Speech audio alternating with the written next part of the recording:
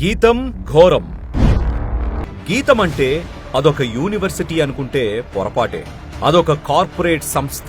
వాళ్లకు విద్యార్థులంటే కస్టమర్లు, అధ్యాపకులంటే sales men తో సమానం. ఒక రకంగా చెప్పాలంటే గీతం అసలు వర్సిటీ కాదు, అదో విహారయాత్రా స్థలం, విద్యార్థుల వినోద స్థావరం.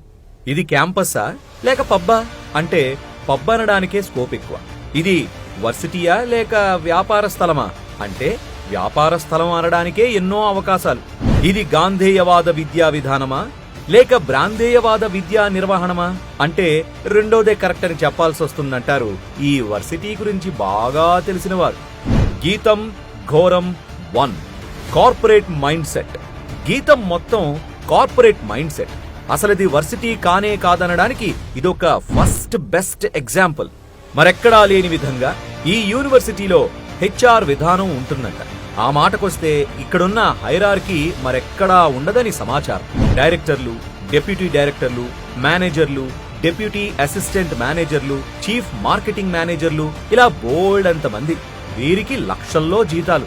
అంతేకాదు 24 గంటలు వీరికి కాఫీలు, టీలు, జ్యూసులు అందిస్తూ ఉంటారట. విచిత్రమైన విషయం ఏమిటంటే పాపం ఫ్యాకల్టీకి కనీసం టీ కూడా ఉండదట. కష్టపడి ఇన్విజిలేషన్ చేసేటప్పుడు కూడా ఇది గీతమా భూతల స్వర్గమా అనే కోణంలో సాగుతుందట ఇక్కడి నిర్వాహకం. HR సిబ్బందికి బాత్రూముల్లో 3 రకాల సోపులు, ఇంకా ఎన్నెన్నో ఫెసిలిటీస్. ఆ మాటకొస్తే ఇక్కడ హాస్పిటాలిటీ టీమ్, క్యాంపస్ లైఫ్ అనే 2 డిపార్ట్మెంట్లు కూడా పనిచేస్తూ ఉంటాయట. కొందరు టీషర్ట్లు వేసుకుని తిరుగుతూ హడావిడి చేస్తూ ఉంటారట. ఇలా వీళ్ళకి ఇక్కడ ఇచ్చే ట్రీట్మెంట్స్ స్టైలే వేరు, రేంజే సపరేట్ గా చెప్పుకొస్తారు కొందరు. అంతెందుకు, ఇక్కడికొచ్చిన నాక్ సభ్యులు కూడా వీరి HR డిపార్ట్మెంట్ మెయింటెనెన్స్, అందులో సాగే వ్యవహారాలను చూసి ముక్కున వేలేసుకున్నారట. ఇది అసలు క్యాంపస్ స్ట్రక్చర్ కానే కాదని కామెంట్ చేశారట. అలాగని వీళ్లు నాక్ సభ్యులను డీల్ చేసే విధానమే వేరండోయ్. అధ్యాపకులను బెదిరించి వారి చేత సంస్థ గురించి గొప్పగా చెప్పించి నాక్ సభ్యులను కూడా మ్యానిపులేట్ చేసి A++ ర్యాంకింగ్ తెప్పించుకున్నారట.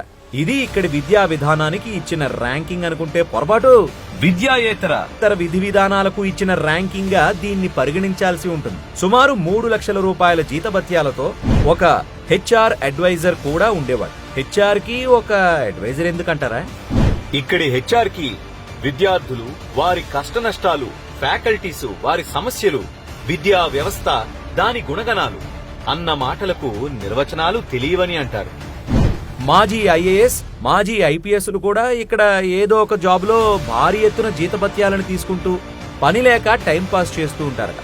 ఇక్కడ రాత్రింబవళ్లు ఫ్యాకల్టీలు గొడ్డు చాకరీ చేసి పాఠాలు చెబుతూ ఉంటే వారికి లేని జీతాలు వీళ్ళకెందుకిస్తారంటే వీరిని అడ్డు పెట్టుకుని అడ్డదారులు తొక్కడానికేనని అంటారు. మరొక విషయం ఏంటంటే GITAM university centre for distance education norms పాటించలేదని సంవత్సరం పాటు రద్దు చేశారు. తర్వాత మళ్లీ సాధించడం వేరే విషయం అనుకోండి. అంతెందుకు, UGC చైర్మన్ గా పనిచేసిన వ్యక్తి గీతం ప్రస్తుత ఛాన్సలర్.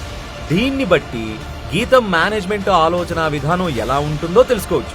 UGC లోటుపాట్లు ఈ మాజీ చైర్మన్ ద్వారా అంచనాగట్టి వాళ్లను ఎలా బ్లఫ్ చేయాలో ప్రాక్టీస్ చేస్తుందట గీతం యాజమాన్యం.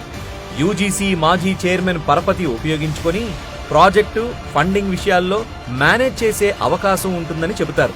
ఢిల్లీలో ఉండి ఏడాదికి 2-3 సార్లు వచ్చిపోయే ఈయన జీతమే పరానం 1 కోటి వరకు ఉంటుందని వెబ్సైట్లో ఫోటో పరిచయం తప్ప అసలు ఈయన ఎవరో ఫ్యాకల్టీలకు గాని, నాన్ టీచింగ్ స్టాఫ్ కి గాని, స్టూడెంట్స్ కి గాని తెలీదని అంటారు. దగ్గుపాటి పురంధేశ్వరి యూనియన్ మినిస్టర్ గా ఉన్నప్పుడు ఈ యూనివర్సిటీకి వచ్చినన్ని ప్రాజెక్టులు ఏ డీమ్డ్ వర్సిటీకి రాకపోవడం మరో ఎత్తు. ఈ విషయం వెలుగులోకి వచ్చి గీతంను బ్లాక్ లిస్ట్ లో పెట్టారని, ఆ తర్వాత కొన్నేళ్ల పాటు ఈ విద్యా సంస్థకు ప్రాజెక్టులే రాలేదని బోగట్ట. మళ్లీ కొత్త ఛాన్సలర్ గా మాజీ UGC చైర్మన్ వచ్చిన తర్వాత ప్రాజెక్టులు రావడం మొదలైందని అంటారు. అదండి గీతం ఘోరం ఫస్ట్ ఎపిసోడ్ కథ కమామిషు.